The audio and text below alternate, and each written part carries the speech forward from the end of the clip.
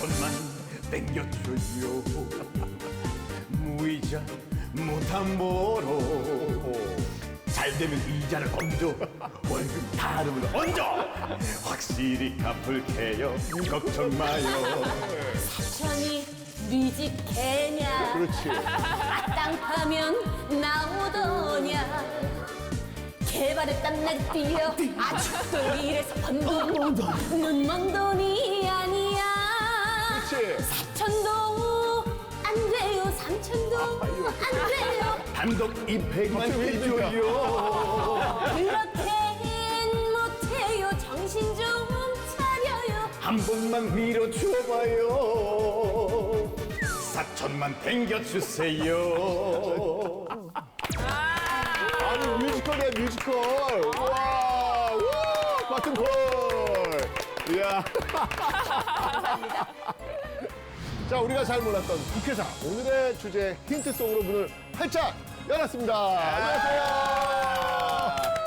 아니 무슨 노래 그런 노래 다 있어. 그러니까 오늘 주제가 뭘지 너무 궁금한데 사실 힌트 요정 나희 씨가 이번에 크리스찬까지 함께하면서 네. 노래를 불렀거든요. 근데 국회사하고는 조금 어울리지 않는 선곡이 아니었나 싶어요. 이거 좀 어려울 것 같아요. 이번에 이 노래만 듣고 무슨 주제일지 아마 맞추기가 힘드실 것 같아요. 제가 봤을 때. 그러니까. 아마 이번 주제가 돈에 관련된 주제가 아닐까. 아마. 금융 아니면 경제 이런 쪽? 어허, 네. 눈치가 좀 있네. 역시 우리 윤수 학생. 네. 사학도입니다. 아. 역사하는 그렇구나. 사람들은 다 이렇습니다. 네. 자, 제가 좀 소개 좀 먼저 해야 될 것 같습니다. 저번에도 한번 우리 프로에 나왔던 그런 학생인데요. 유퀴즈 아시죠? 네. 유퀴즈에 딱 등장해가지고 정말 성품만병, 어. 인품만병, 정말 엄친아로 화제가 됐던 야. 그런 분입니다. 우잘모레도 이번 두 번째 출연 맞죠? 네, 맞습니다. 네, 맞습니다. 안녕하세요. 지금 서울대학교 역사교육과 3학년에 재학 중인 이윤수라고 하고요. 네, 일단 추태영 선생님이 너무 소개를 해주셨는데 부풀려진 부분이 있는 것 같아가지고 이게 또 겸손까지. 겸손까지. 몸둘 바를 모르겠는데 두 번이나 불러주신 만큼 오늘도 한번 국자랄이 되는 그날까지 해서 열심히 해보고 가겠습니다. 네, 감사합니다. 근데 옆에서 보니까 약간 강하늘 씨 느낌 있네요. 있다. 나 이쪽 보고 알래. 그래. 연막이. 멋있다. 아닙니다. 근데 많이 들어봤잖아. 네, 유튜브 댓글에 조금 달리긴 했어요. 자, 어쨌건 윤수 학생이 말한 대로 경제와 관련된 그런 내용입니다. 자, 오늘의 우잘몰 주제.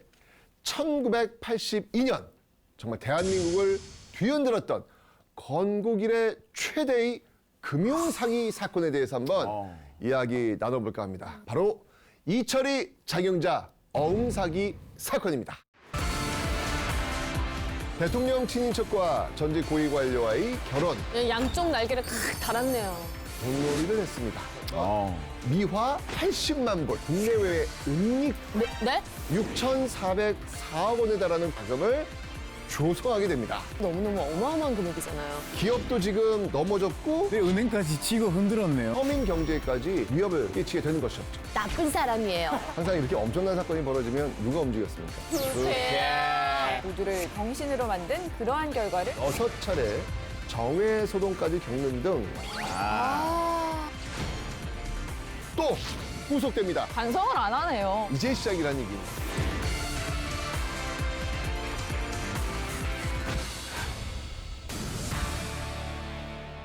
자, 1982년 5월 4일이었습니다. 장영자, 이철이 부부가 구속이 되는데요. 자, 당시 기사를 한번 보도록 하겠습니다. 이철이, 장영자 씨 부부 구속입니다. 자, 이러면서 보니까 외국환 관리법 위반 혐의로 구속했다라고 지금 나와 있습니다, 지금. 그죠? 네. 외국환 관리법 위반 혐의였는데 무려 미화 80만 불. 80만 불입니다. 80만 불. 이 80만 불을 국내외에 은닉한 혐의로 구속이 된 겁니다. 자, 이들의 구속으로 건국 이래 최대의 금융사기 사건으로 불리는 이 장영자, 이철이 어음사기 사건이 수면 위로 올라오게 된 것이죠. 80만 달러면 지금 환율로는 10억 5천만 원이 조금 넘는 돈인데 당시 물가를 생각하면은 82년이니까. 훨씬 더 큰 돈이죠. 어마어마한 돈이죠. 어마어마한 돈입니다. 지금으로 치면 대략 한 40억 원에 달하는 어마어마한 금액인데요. 자, 검찰은요, 이들이 그 명동 암달러 시장하고 이 캘리포니아에서 이 돈을 모았다. 이렇게 이제 발표를 했는데, 이거 조사가 진행될수록 사기의 그 규모가 일반인의 상상을 초월한 수준이라는 것이 드러나게 됩니다. 그러니까 80만 달러가 전부가 아니었던 겁니다. 아. 야, 아까 4천도 못 땡겨준다 그래가지고 너무 쪼잔해 보여서 미안하다. 200만 원만 될것 같아요. 근데 미안해. 그거 안 될 것 같아. 100만. 그것도 힘들어. 미안해. 하지만 이게 어쨌든 간에 이철이 장영자라는 개인들이 벌인 사기 행각이라는 거잖아요. 근데 이게 어쩌다가 나라를 뒤흔드는 국가적인 사건이 되었나요? 자, 이건 단순히 이 개인들 간에 벌어진 사건이 아니었습니다. 대한민국의 경제를 좌우하는 기업들이 연루가 됩니다. 자, 일단 이 이철이 장영자 부부가 어떤 사람인지 한번 알아볼 텐데요. 자, 사진부터 한번 일단 보겠습니다. 자, 이 사람이 바로 이제 장영자입니다. 아니 구속되는 상황인데도 우리가 흔히 아는 그런 느낌은 아닌 것 같아요. 네. 네, 뭔가 평소에도 되게 화려하게 다녔을 것 같아요. 실제로 이 장영자는요, 숙명여대 재학 시절 정말 빼어난 외모로 메이퀸에 선발되기도 했답니다. 정말로 이렇게 외모와 언변을 정말 가졌던 그런 인물로 알려져 있는데요. 대학 시절에 2번의 결혼을 했습니다. 대학 시절에 지금 아까 그 남편이 누구라고 제가 얘기했죠? 이철이. 이철이와는 3번째 결혼한 겁니다. 아, 자, 일단 진짜. 느낌이 오시죠? 네. 그러니까 평범한 인물은 결코 아니다라는 건데, 자, 그럼 이번에는요, 장영자의 가계도를 한번 보시죠. 자, 장영자의 형부가 이규광인데, 이게 형이 이규동이, 이게 딸이 이순자의 남편이 전두환. 대통령. 자, 그렇죠. 단지 입이 떠올렸어. 권력과 연계된. 즉 장영자는요, 이규광의 처제라는 배경을 얻고 정계에서 유명 인사가 된 것이죠. 그 당시 대통령 친인 적이면 엄청난 파워가 있었을 것 같아요. 네. 그렇지. 지금 남편이죠, 이제. 자, 이 이철이도 역시 만만치 않은데 나는 새도 떨어뜨린다라고 하는 중앙정보부 차장을 지낸 인물이었습니다. 그러니까 이 장영자의 배경은요, 결혼을 통해서 더욱더 화려해지고 단단해진 셈이죠. 양쪽 날개를 달았네요. 맞습니다. 되는 거다 되겠다. 맞습니다. 대통령 친인척과 전직 고위 관료와의 결혼. 뭐 위세가 어땠을지 짐작가시죠? 자, 게다가요, 장영자는요, 일명 돈놀이를 했습니다. 사채시장의 큰 손으로 불렸죠. 근데 큰별쌤이 그때 말씀하셨던 것 같은데 당시에 전두환 정권이 국정 지표를 내세웠던 게 정의사회 구현이라고 했잖아요. 그렇죠. 정의사회구현. 저런 배경을 가진 부부가 사기 행각을 벌였다면은 이거 뭔가 정의사회 구현이라는 게 완전히 흔들려 버렸을 것 같은데. 네, 어쨌든 맞습니다. 전두환 정부의 그 도덕성을 뿌리째 흔들어 놓은 어마어마한 사건이었죠. 근데 좀 궁금한 게 기업이잖아요. 기업은 보통 이렇게 은행한테 돈 이제 빌리면 되는데 특별하게 이 부부한테 이게 돈을 빌려온 이유가 그렇죠. 아까 제가 기업과 연루되었다고 했는데 지금 이제 크리스찬이 이해가 안 되는 거예요. 아니, 기업은 돈을 빌리는 곳이 은행인데 왜 개인한테 이걸 그 질문이잖아요. 맞아요. 좋은 질문입니다. 자, 기업은 보통 은행에서 자금을 대출을 받습니다. 근데 도대체 왜 저 부부에게 거액을 빌렸을까요? 자, 이 진짜 궁금한 부분입니다. 자, 이 상황에 대해서 가만히 있으면 안 되겠습니다. 자, 리포터 한번 출동시켜야 되겠습니다. 김나혜 기자님, 나오세요!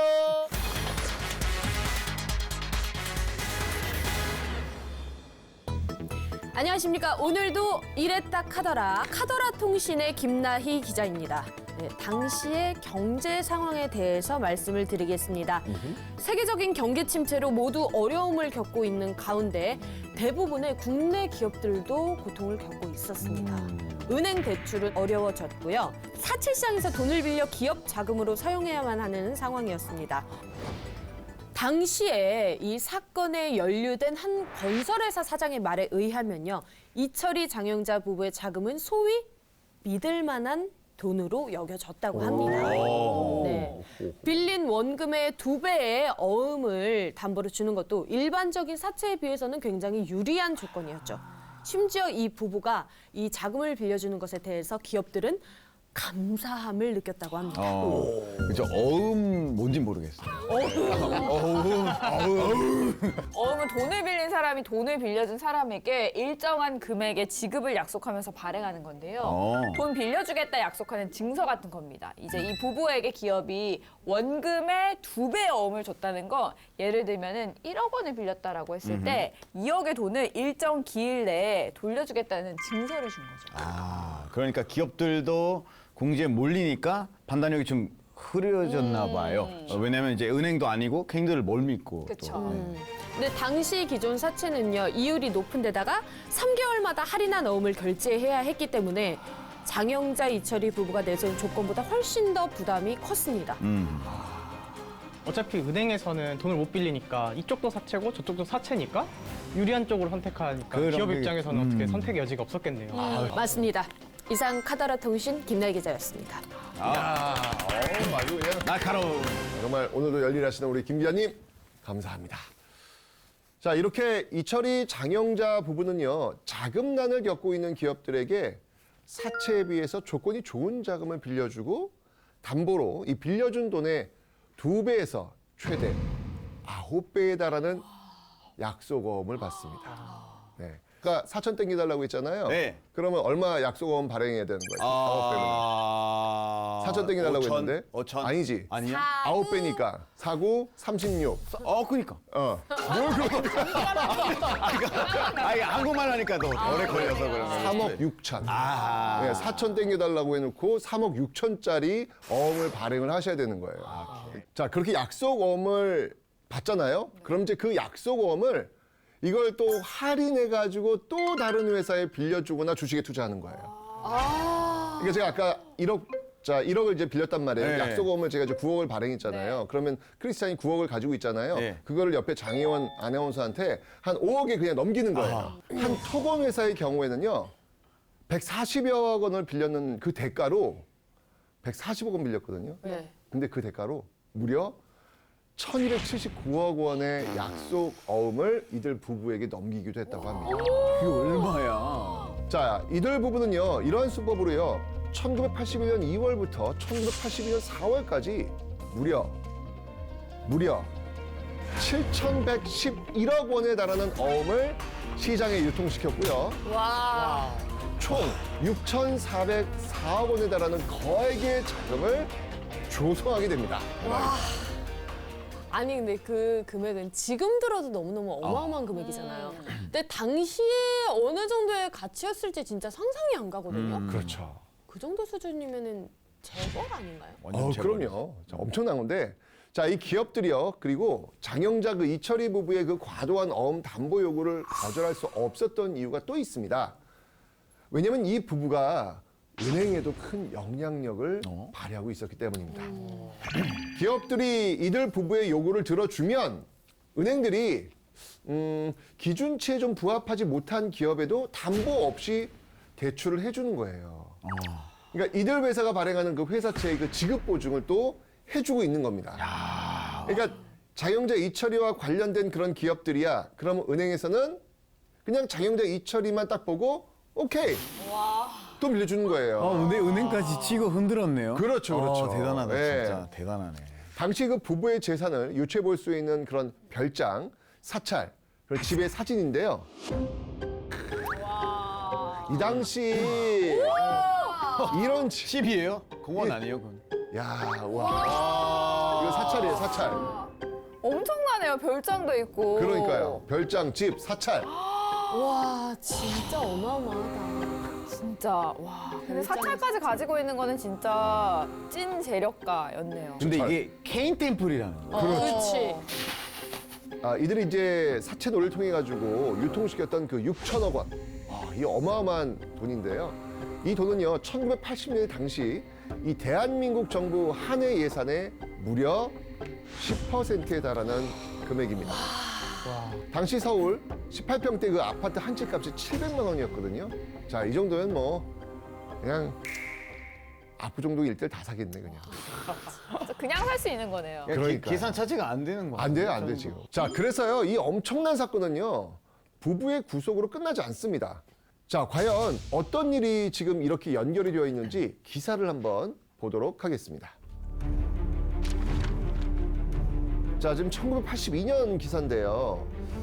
자, 지금 보시니까 금융계에 따르면 공영토건과 일신제강이 부도 처리됨으로써 이 두 회사의 주 거래 은행인 상업은행이 지급 보증을 포함 약 2천억 원의 부실 대출을 안게 되었다.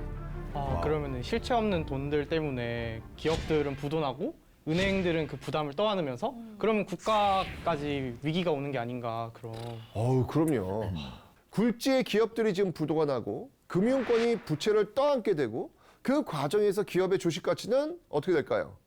당연히 떨어지죠. 엄청나게 하락할 수밖에 없죠. 이렇게 되면서 서민 경제까지 위협을 끼치게 되는 것이었죠. 근데 쌤, 그 부도라는 건 정확히 뭐길래 이렇게 다 힘들어지는 거예요? 부도요. 네. 크리스티안 지금 돈 얼마쯤 있어요? 저요? 네. 2,500원 정도 있을 것 2,500 원? 같은데, 주머니에. 우리 아까 많이 있었잖아. 뭐 예를 들면 그게 네. 전 재산을 한번 해봅시다. 전 재산이요? 2,500원. 네. 네, 전 재산인데 지금 돈을 저한테 네. 10,000원을 빌렸어요. 네네네. 예, 10,000원을 빌렸는데 더 이상 갚을 능력이 없는 거예요. 예, 그게 바로 부도 처리한다고 하는 거예요. 예, 갚을 능력이 없으니까 망한 거죠, 쉽게 얘기하면. 아. 네. 그러니까 부도는요, 어음이나 수표를 가진 사람이 기한이 되어도 어음이나 수표에 적힌 그 돈을 지급받지 못하는 일을 일컫는 그런 단어를 이야기합니다. 자, 좀 집중을 좀 하십시오. 지금 역사 속 경제 이야기입니다. 자, 요거를 이해를 해야지 이 상황이 얼마나 심각한 상황인지를 잘 알 수가 있거든요.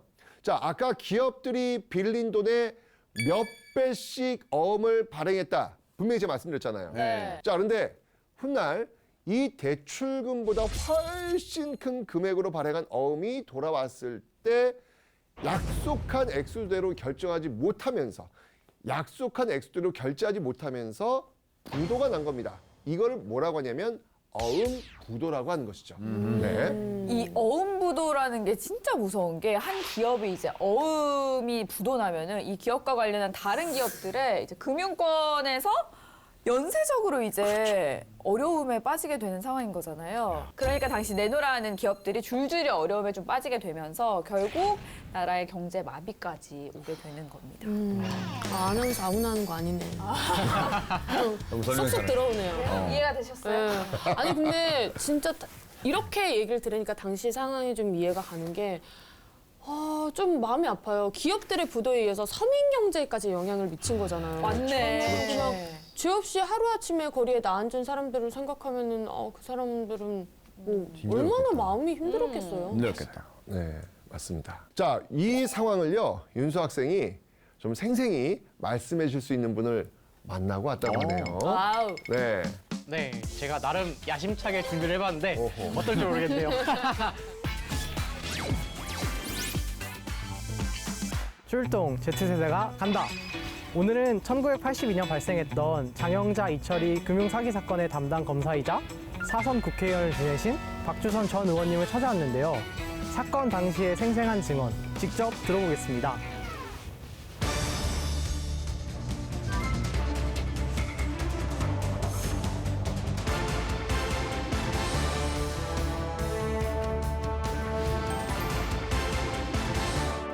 (1982년) 발생한 장영자 이철이 금융사기 사건에 대해서 설명 부탁드립니다. 정확한 사건 명칭이 이철이 장영자 어음 사기 사건이었습니다. 전두환 대통령과 친인척이 되는 사람들이 이렇게 관여가 돼 있고 전두환 정권에서 민정당을 창당하기 위해서 정치 자금을 마련하기 위해서 좀 이철의 장영자 사건의 사기 행각을 비호를 한 것이 아니냐 이렇게 국민들 사이에 의혹이 막 확산이 돼가고 있었기 때문에 그 당시 전두환 정권에서도 엄정한 수사로 단호히 처리를 해달라는 주문도 있고 그랬었습니다. 정치적으로 장영자 이철이 사기 행각을 도와준 권력이 있지 않느냐 하는 세간 의혹이 계속 증대가 되니까 전국이 불안했었고 경제는 건실한 기업들이 부도가 속출하기 때문에 아주 하루아침에 망가지기 시작했고 사회적으로 자영자가 이 돈을 물 쓰듯이 막 사용을 하고 그래가지고 사회 위화감도 조성이 됐고 또 소위 문화재 다시 말하는 자학이나 그림에 거액을 들여서 투자를 해가지고 그것이 또 미술 시장이라든지 도자기 시장에도 영향을 미쳤고 뭐 그런 여러 가지 사회적인 여파가 컸던 사건이죠. 자, 이렇게 어마어마한 금융 사기 사건이 수면 위로 드러났으니까 이제 국회가 나설 차례가 아니겠습니까? 그렇죠. 또 국회 움직여야죠. 자, 우선 사건 진행 상황을 좀 계속해서 알려드리도록 하겠습니다. 이철희 장영자 부부의 구속 이후 5월 13일 국회는요. 재무위원회 회의를 열고 이철희 장영자 부부 사건의 그 경위와 사후 대책에 대해서 보고받습니다. 자, 그리고 이 사건과 금융제도 운영의 문제점을 연관지어서 따져보기로 했는데요. 자, 당시 국회에서는요. 무려 10시간이 넘는 회의가 이어집니다. 당시 기사 한번 살펴보죠. 자, 지금 보면 무려 10시간 10분 동안의 그 강행군 속에 6차례 정회 소동까지 겪는 등 정말 이 회의장 안팎은 시종 열기로 가득 찼다. 당시 그 국회 속기록에도 개회 시간과 폐회 시간이 정확히 기록이 되어 있거든요. 속기록 한번 보시죠. 자, 지금 2시 19분 개의라고 써 2시 있죠. 19분 개의. 그래서 자정에 이제 산회를 선포합니다. 점심 드시고 시작하셨는데 밤 넘어서까지 거의 지금 24시까지 왔네요, 지금요. 와, 근데 이렇게 국회가 나서줬다고 생각하니까 너무 든든해요. 그러니까요. 우리 가만히 있을 거예요. 우리도 대한민국 모두가 국회사에 대해 잘 아는 그날까지 10시간 이상 녹화해야 되는 거 아닙니까? 왜 그래요? 째려보지 마. 아무도 대답 안 하는 거. 자, 이렇게 열기 뽀뽀하면서요. 사건의 배후 등에 대해 정말 캐내보려는 그 의원들의 정말 집요하고 그 끈질기는 질문에도요. 관계 당국자들은요. 의미 있는 답변을 내놓질 않습니다. 뭐 안타깝습니다. 뭐 살펴보겠습니다. 뭐 요 정도 이야기만 했던 거예요. 우리 아까 가계도를 살펴봤잖아요. 그 권력자 부부하고 연관된 사건이다 보니까 그 측근들도 연루가 되었을 거 아니에요? 그러다 보니까 입을 쉽게 열지 못했지 않았을까. 자, 지금 이 상황 속에서 전두환 대통령이요. 대대적으로 개각을 단행합니다. 아우. 그러니까 이 사태에 대해 나서서 책임지겠다 이런 모습을 지금 보여주려는 것이죠. 이게 지금 국가 예산의 10%와 관련된 이 사기 그 기업도 막 넘어가고 있으니 사실 대통령으로서는 이걸 그냥 대충 무마하고 넘어가기는 너무 부담스러웠던 거예요. 네. 자, 무려 11명의 장관급 개각을 단행합니다. 그 당시 여론도 굉장히 이 사건에 대해서 민감하게 받아들였을 것 같아서 당시 정부도 가만히 있을 수가 없겠고 그래서 좀 더 적극적으로 어떤 조치를 취하는 모습을 보여줬었는데 어떻게 뭐 언론 플레이가 아닌가 이런 생각이 드네요. 자, 이후에 국회에서는요. 이 사건에 대해서 정말 더 철저히 조사하겠다라는 의지로 5월 28일 장애인 사건에 대한 임시국회를 엽니다. 개각 당시 그 새로 임명된 법무부 장관 정치근은요. 이 검찰이 국회에 제출한 이철희 장영자 사기 사건을 보고합니다. 그러면 뭔가 사건 해결의 실마리가 보이게 되는 건가요? 자, 이 조사 보고서에 기록된 이 부부의 그 결혼식부터 보고 이야기를 좀 진행해 볼까 하는데 이게 다 이게 복잡하게 연결되어 있거든요. 당시 검찰의 조사 보고서를 바탕으로 재현된 상황입니다. 장소는 지금은 서울클럽으로 불리는 당시의 사파리 클럽입니다.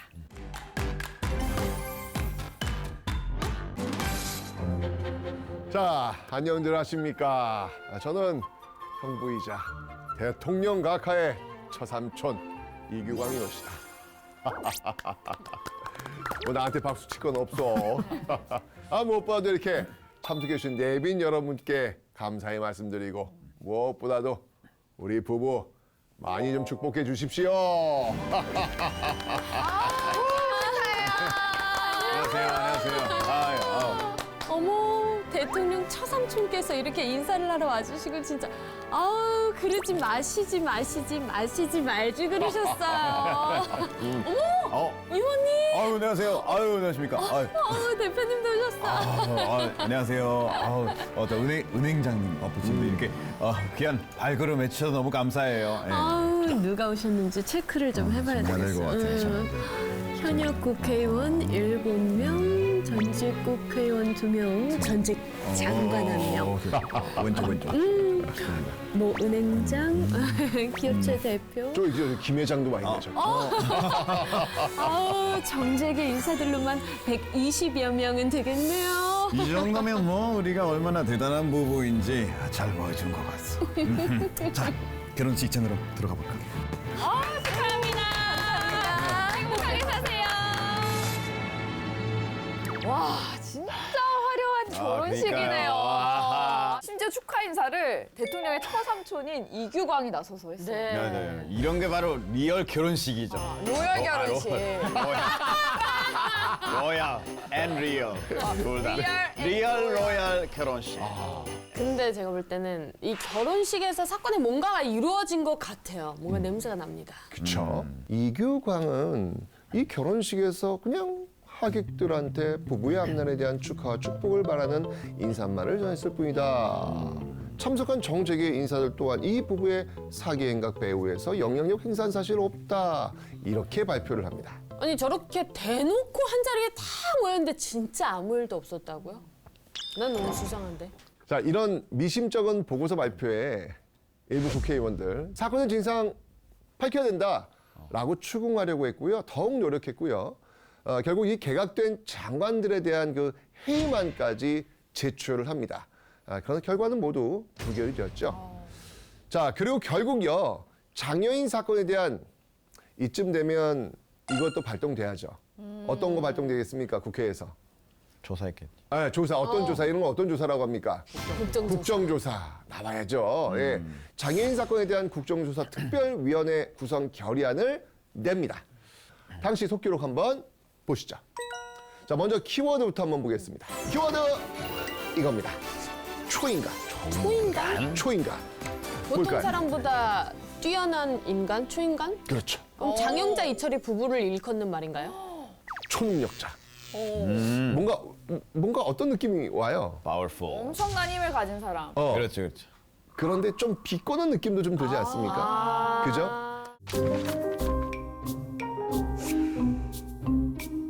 재무부 장관도 모르고 정부에서도 아무도 모르고 어느 정당에서 여당에서도 아무런 책임이 없다. 그 배후에는 이규광이가 있었는데 그러나 그 사람이 어떤 영향력을 발휘한 것이 아니라 단지 위세를 과시했을 따름이다. 한말로 말해서 장영자와 이철이의 능력은 우리나라뿐만 아니라 세계에서 유례를 볼 수 없는 그러한 초인간으로 만들었고 은행장이나 은행원이나 기업을 하는 사람이나 국민이나 모두를 병신으로 만든 그러한 결과를 보고였습니다. 그것은 단 두 사람이 유능한 범죄 능력을 최대로 발휘해서 그러한 엄청난 결과를 초래하게 된 단순한 사기 사건이라는 것입니다. 그러나 이 보고를 제대로 믿는 사람 누구 있습니까? 중간에 막 비속어도 나오고 이러는 거 보니까 정말 화가 당연히 많이 나셨나 보네요. 그러니까요. 심증만 있고 물증은 없으니까. 자, 하지만 이렇게 특별위원회를 만들어 제대로 수사하자는 의견도 역시 부결됩니다. 왜냐면 이게 정부 여당이 워낙 힘이 세다 보니까 이런 어떤 의견들이 제대로 반영이 안 되는 거죠. 자, 이렇게 6월 1일 임시국회는 폐회되었고요. 어음사기 사건에 관한 행정부 차원의 정치적 차원의 그런 처리는 마무리가 돼버렸습니다. 결국에는 속 시원하게 결과가 밝혀지지가 못한 거네요. 자, 이듬해 국회 본회의 중 한 의원이 장여인 사건을 또다시 언급하고 더불어서 정부의 어떤 그 개헌설을 주장하니까 국회의장이 그 주제와 상관없는 발언입니다라고 하면서 이 회의를 중지시키는 사건도 발생을 하는데요. 자, 어떤 긴박한 상황인지 한번 속기록 한번 보도록 하시죠. 이번에는 나희 씨랑 같이 한번 읽어볼게요.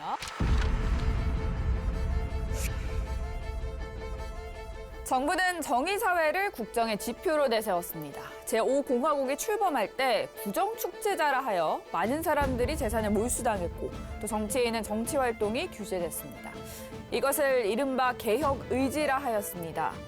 불과 2년 전에 있었던 일입니다. 그런데 지난해에는 한 여인이 7천억 원을 주물러 국기를 뒤흔들더니 올해에는 부동산이 천정부지로 치솟아 민심은 뒤흔들고 있습니다. 그런데 특수충 여인이 7천억 원을 흔들고 박 의원! 본 의원이 강제 질문을 하면서 개헌을 묻는 이유를 아셔야 됩니다. 박 의원, 박광구 의원! 그 조금만 발언을 멈춰주시기 바랍니다. 역시 그 국회의원들은 그 권력층의 배후에 그 있었던 그 의혹을 끝까지 밝혀내려고 했던 거예요. 맞아요. 그렇죠. 네. 이철이 장영재 사기 사건으로 당시 여당이었던 민주정의당의 사무총장은 물러납니다. 그리고 법무부 장관은 2번이나 교체됩니다. 은행장, 기업체 간부들을 포함해서 30여 명이나 구속됩니다. 자, 그런데 이 중에서 단 11명만 실형을 선고받습니다. 이거 엄청나게 연루된 사람이 많은데 그 중에서 딱 11명만 실형을 받았다는 거는 조금 좀 찝찝하죠. 그죠? 네. 시원치 않은 그런 결과였습니다. 그래서 이후 전두환 정부 이후에 어느 정부가 들어서죠?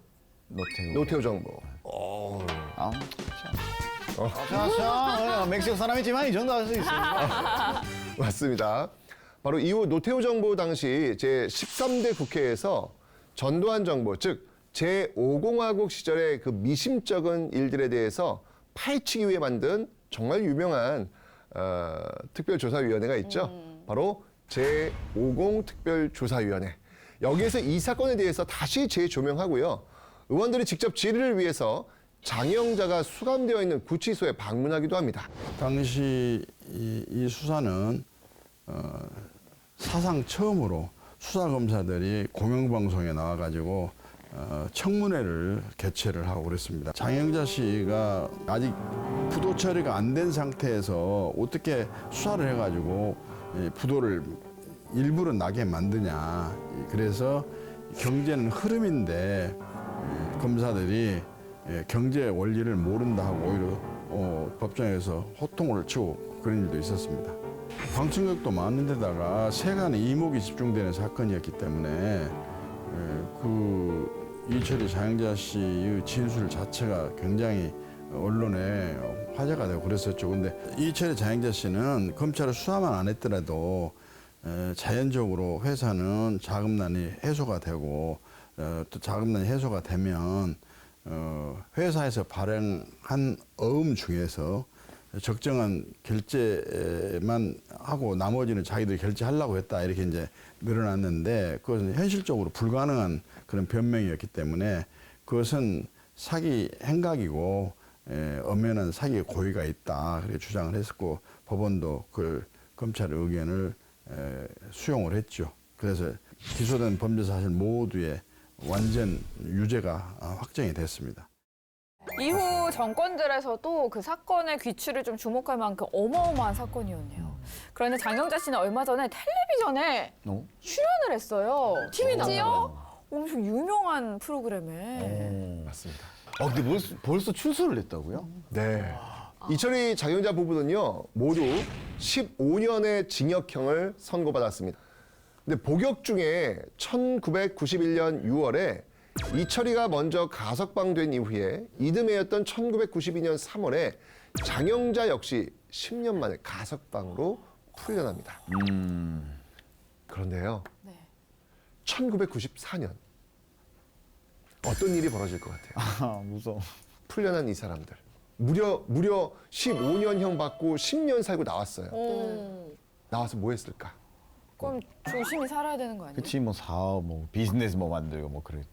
그랬어야 정상이죠.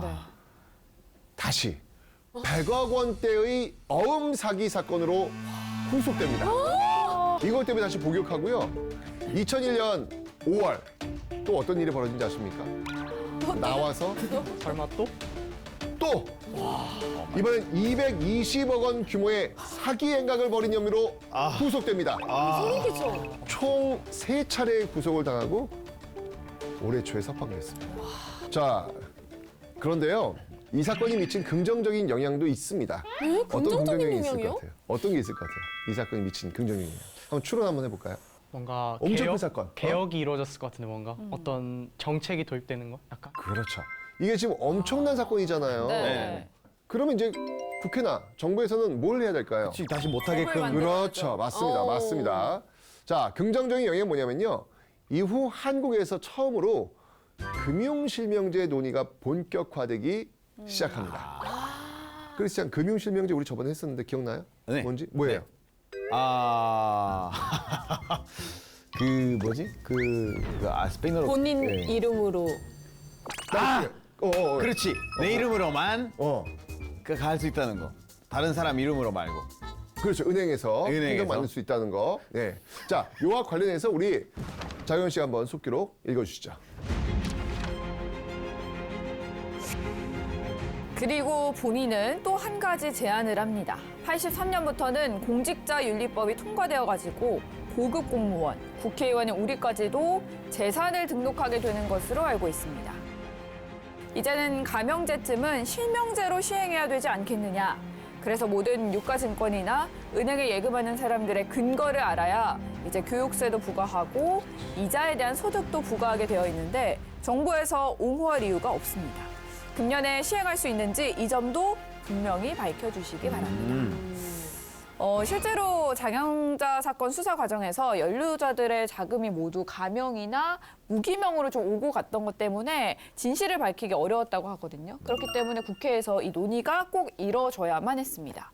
그렇죠. 왜냐하면 이 어마어마한 돈이 예를 들면은 김나희 이름으로 정말 지금 돈으로 가치를 따진다면 좀 몇 조 원인데 김나희 예? 손 떨리고 두근거려요. 김나희라는 이름으로 돈이 막 여기저기 왔다 갔다 하면 이건 당연히 포착되거든요. 그러니까 이제 김나희 씨가 크리스찬 이름으로 또는 예원 씨 이름으로 이렇게 이제 나눠가지고 가명으로 지금 돌린 거잖아요. 이거 문제가 되죠, 이러니까. 자, 그래서 금융실명제를 1983년 전면 실시한다는 방침 아래 1982년 12월 17일 금융실명제법이 국회에서 드디어 통과됩니다. 자, 그러면 금융실명제가 1982년부터 시작됐나? 우리가 알고 있는 금융실명제는 그렇게 일찍 시작되지는 않았거든요. 뭘까? 이유가 있습니다. 전두환 정부가요, 1986년 이후 대통령령으로 정하는 날 실명제를 실시하겠다라고 하면서 기존 방침을 바꿔버려요. 네, 그러니까 지금 안 하겠다는 얘기죠. 더 시간을 버는 거네요. 그렇죠. 맞습니다. 네. 자, 그러면 그 다음 정부가 바로 노태우 정부죠. 네네. 아, 근데 제가 알기로는 금융실명제는 좀 더 한참 뒤에 그 시행됐던 걸로 알고 있는데. 기억하고 있어요. 맞습니다. 자, 그래서 이 전두환 정부 이후, 즉 노태우 정부죠. 이 노태우 대통령도요. 1988년 취임 후에 1989년 4월에 금융실명제 실시단을 구성해서 1990년 4월까지 1년간 실명제 준비 작업을 합니다. 그런데 역시 여건이 무르익지 않았습니다. 라는 이유로 이 준비단을 해체해버립니다. 그래요? 네. 결국 미뤄지다가 정말 이게 엄청나게 쇼킹하게 정말 갑작스럽게 네. 김영삼 정부 들어와서 1993년에야 전격적으로 실시합니다. 정부는 금융거래의 정상화와 경제 정의를 실현하고 국민 경제의 건전한 발전을 도모하기 위해서 1993년 8월 12일 금융실명제를 전면 실시했습니다. 친애하는 국민 여러분, 드디어 우리는 금융실명제를 실시합니다. 이 시간 이후 모든 금융거래는 실명으로만 이루어집니다. 2단계 개혁의 시작이기도 한 금융실명제 실시는 지하경제와 정경유착을 우리 사회로부터 추방해 건강한 선진 경제 질서를 뿌리내리는 일대 전기가 되고 있습니다.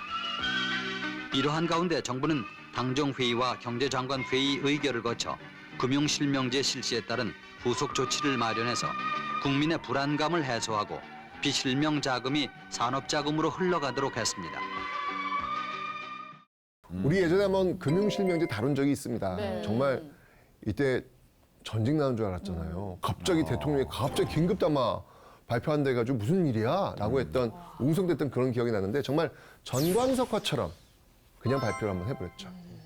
근데 그래도 끝까지 이게 포기하지 않고 논의가 지속돼가지고 정말 다행이에요. 이게 아니었다면 또다시 큰 엄청난 이런 사건들이 벌어지지 않았을까 싶습니다. 맞습니다. 맞습니다. 자, 어쨌건 이렇게 금융실명제가 실시되는 그 배경에 또 이렇게 국회의 노력들도 또 그 배후에는 또 이 이철희 장윤재 사건이라는 이 엄청난 사건들도 다 이렇게 연결되어 있다는 사실을 좀 우리가 배운 것 같아요. 이런 사기 사건이 발생했을 때 앞으로 국회가 수행해야 할 역할이 무엇이 있을까요? 일이 터지고 나서 수습하는 것보단 어떤 일이 어떻게 벌어질 줄 알고 상상도 못할 방법으로 사기치는 사람들이 많기 때문에 예측하려는 노력 정도는 해주셨으면 하지. 국회가 사람들이 이런 시장을 신뢰할 수 있어야 되는 문제라고 보기 때문에 처벌이나 이런 부분이 더 잘 관리가 돼야 된다고 생각해. 국회는 이제 법을 만드는 게 최우선이니까 그런 거래량이 너무 급격히 늘거나 뭐 사람들이 너무 열정적으로 몰려 있을 때 협의를 통해서 좀 강력한 법을 발의해도 되지 않을까? 국회는 발생한 사기 사건에 대한 처벌을 무조건 강화해야 한다고 맞다고 생각해. 다만 이런 주식이나 코인 거래에 있어서 직접적인 제재를 가한다기보다는 어쨌든 사기 행각의 결과로 발생되는 이슈에 대해서 처벌을 강화해서 조금 그런 부분을 미연에 방지하는 게 차라리 낫다고 생각해. 이제 그 당시 장윤재 사건의 여파가 너무 큰데다가 형법상 재산 범죄가 형이 너무 낮기 때문에 이런 행위가 가능했지 않았겠냐. 그래서 장윤재 이철희 사건을 계기로 해가지고 형법상 재산범죄, 즉 횡령, 배임, 업무상 횡령, 배임 뭐 등등을 사기 이 행위에 대해서는 50억 이상의 범죄에 대해서는 무기징역 10년 이상 무기징역에 처하도록 했고, 그다음에 5억 이상 50억 미만의 경우는 5년 이상 유기징역에 처하도록 그렇게 특정 경제범죄 가중 처벌 등하는 법률이 만들어졌습니다. 물론 최초에 83년 1월 1일부로 이 특정 경제범죄 가중 처벌 등하는 법률이 시행이 됐는데, 그 당시에는 범죄 피해액이 50억 원이 넘었을 때는 사형까지도 가능하고 돼 있었는데, 이것은 형벌의 그 원칙에 좀 어긋난다 해가지고 나중에 이제 무기징역으로 형량이 조정된 법 개정이 있었죠. 일반 사기업에 대해서는 국회가 직접적으로 관여할 일은 아니지만은 경제 여건과 환경으로 볼 때 자금난을 겪고 있는 회사들에 대해서는 오히려 예방적 선제적인 차원에서 금융을 좀 원활하게 하는 그런 정책을 좀 펼 수 있도록 국회가 정부에 대해서 요청도 하고 요구도 하고 그런 행위를 해야 될 거고, 이런 재산 범죄 행위에 대해서는 특정 범죄 가중 처벌 등하는 법률 같은 것을 사전에 만들어서 대비를 했더라면 이런 범죄를 막을 수 있었지 않을까 하는 생각도 해봅니다.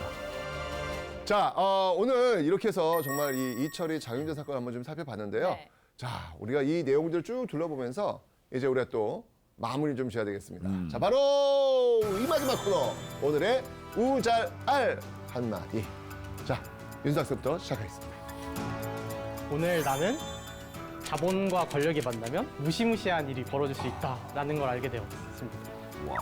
이게 사실 이철희 장영자 부부가 그냥 일반 사람이었다면은 철저하게 조사도 받고 그게 어떻게 보면 피해 보상도 잘 이루어지고 했을 텐데, 이게 권력이랑 연관이 돼 있고 이러다 보니까 이게 사건이 자꾸 조사도 제대로 안 되고 피해자들은 피해자들도 피해는 엄청 커지고, 이런 것을 보면은 자본과 권력은 최대한 만나지 않았으면 하는 그런 것이 아닌가라는 생각이 들었습니다. 맞습니다. 이 권력을 뒷배로 해가지고 지금 이렇게 신뢰를 가장을 한 거잖아요. 그걸 통해서 사기를 벌였고, 그 사기가 국가 경제를 지금 막 존립의 위반을, 그냥 존립의 기반을 무너뜨릴 정도로 엄청난 사태 지금 몰고 온 거니까 윤석 학생 표현이 맞네요.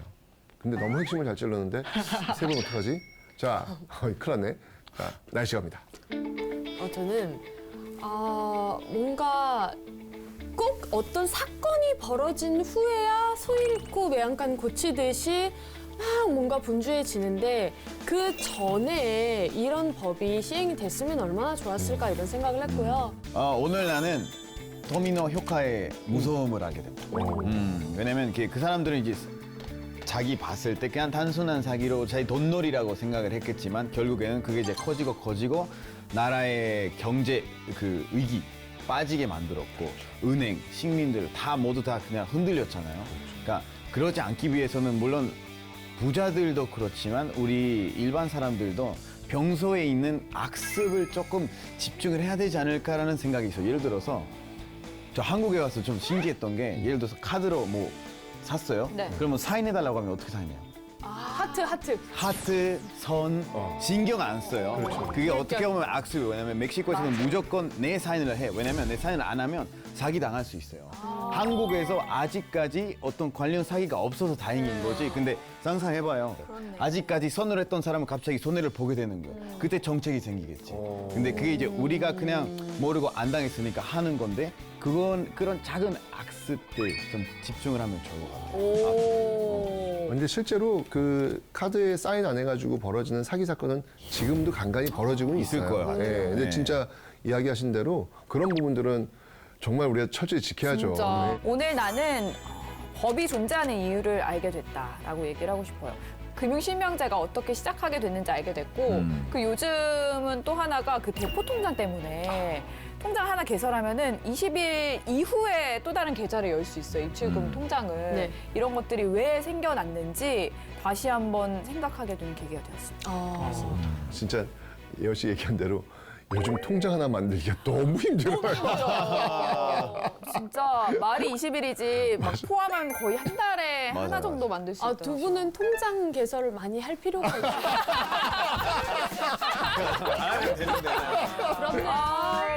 그렇네요.